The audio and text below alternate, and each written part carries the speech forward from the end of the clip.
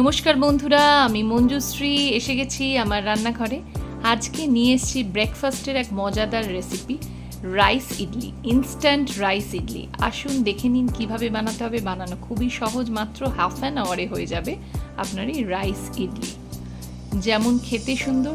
প্রথমে আমি 1.5 কাপ চালের গুঁড়ো নিয়েছি। যে কাপের মাপে আমি চাল নেব, সবকটা ইনগ্রিডিয়েন্টস সেই মাপে নিতে হবে, সেই কাপে। হাফ কাপ সুজি নিয়েছি, আর 1 কাপ টক দই নিয়েছি, ঘরে পাতা টক দই।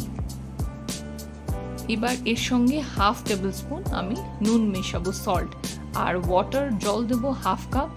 এরপরে যেটুকু লাগবে পরিমাণ মতন বুঝে দিতে হবে। গ্রেভিটা আস্তে আস্তে মেশাতে হবে জল দিয়ে। সমস্ত কটা ইনগ্রেডিয়েন্টস দেখুন মেশানো হয়ে গেছে। কনসিস্টেন্সিটা আপনারা দেখতে পাচ্ছেন, ঘনত্বটা ঠিক এরকম থকথকে হবে। এবার এটা ব্যাটারটা রেডি হয়ে গেছে। এবার এটাকে ঢাকা দিয়ে 20 মিনিটের জন্য আমি রেখে দেব।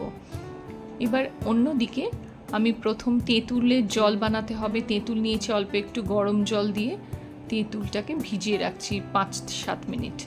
এবার হচ্ছে চাটনি বানানোর জন্য কাঁচা বাদাম এবং তার সঙ্গে ছোলার ডাল, 2 চামচ বাদাম, 2 চামচ ছোলার ডাল নিয়েছি। শুকনো খোলায় এটাকে ভেজে নেব, ড্রাই রোস্ট করব।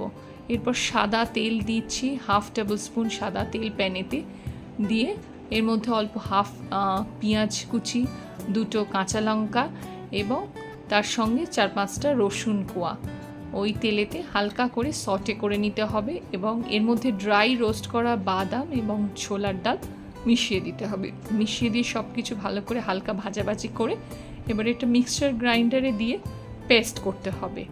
এবং এর সঙ্গে যে তেঁতুলের জলটা আমি বানিয়েছিলাম সেটাও মিশিয়ে দেবো, আর সঙ্গে 1/4 টেবিল স্পুন সল্ট দেবো। আর কিছুটা জল দিতে হবে, জলটা আপনার পরিমাণ মতন, যতটা আপনার পাতলা পছন্দ চাটনিটা ঠিক ততটাই জল দেবেন। এবার মিক্সচার গ্রাইন্ডারে আমি দেখুন মিক্স হয়ে গেছে, কিরম থকথকে ঘন চাটনি আমার রেডি হয়ে গেছে। এটা ফোড়ন দেবার জন্য সাদা তেল দিয়েছি অল্প একটু, হাফ টেবিল স্পুন, তার সঙ্গে সর্ষে এবং জিরে অল্প একটু, আর শুকনো লঙ্কা একটা, আর কিছুটা 4-5টা কারি পাতা, এবং এর সঙ্গে কিছুটা পেঁয়াজ কুচি, একটা পেঁয়াজ স্লাইস করে রেখেছিলাম, সেগুলো সমস্ত হালকা করে নাড়ানাড়ি করে সটে করে এবার চাটনিতে মিক্সড করে দিতে হবে। দেখুন চাটনির সঙ্গে আমি এই ফোড়নটা সুন্দর করে মিক্স করে দিচ্ছি। আমার চাটনি, ইডলির চাটনি রেডি হয়ে গেছে। আর ইডলি স্ট্যান্ডে এবার জল গরম করতে বসিয়ে দিয়েছি। 5 মিনিট হয়ে গেছে। আর ইডলি স্ট্যান্ডের প্লেটগুলোতে অয়েল ব্রাশ করে দিয়েছি, সাদা অয়েল, হোয়াইট অয়েল। আর এদিকে ব্যাটারটার মধ্যে হাফ টেবিল স্পুন খাবার সোডা অথবা বেকিং পাউডার মিক্স করতে হবে। মিক্স করে সুন্দরভাবে এটাকে মিক্স করে নিতে হবে একটা স্পুনের সাহায্যে। তারপরে এই ব্যাটারটা হাফ হাতা আমাকে ওই ব্যাটার স্ট্যান্ডের প্লেটগুলোতে ঢেলে দিতে হবে। কিছুটা খালি রাখতে হবে যাতে এটা ফুলে উঠলেও কোনো অসুবিধা না হয়। এবার দেখুন ইডলির প্লেটগুলো ইডলি স্ট্যান্ডের মধ্যে একটা একটা করে ঢুকিয়ে দিয়ে এবার ঢাকা দিয়ে দিতে হবে। ঢাকা দিয়ে এটা ঠিক 10-12 মিনিটস রাখতে হবে। একদম ঘড়ি ধরে 10 থেকে 12 মিনিট রাখবেন মিডিয়াম ফ্লেমে। দেখুন এবার আমি টুথপিক দিয়ে এটা চেক করছি, 10 মিনিট হয়ে গেছে, ইডলি রেডি হয়ে গেছে। আর এবার একটা একটা করে ইডলি আমার সার্ভ করার জন্য বের করে ফেলতে হবে স্ট্যান্ড থেকে। চামচ দিয়েও বের করতে পারেন, স্প্যাটুলা দিয়েও বের করতে পারেন। ইডলিগুলো সুন্দরভাবে রেডি হয়ে গেছে, এবার সার্ভ করার পালা।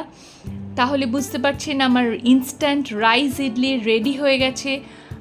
কি সুন্দর চাটনি এবং তার সঙ্গে সাম্বার দিয়ে পরিবেশন করা হয়েছে, আর কত সফট, নরম, তুলতুলে হয়েছে।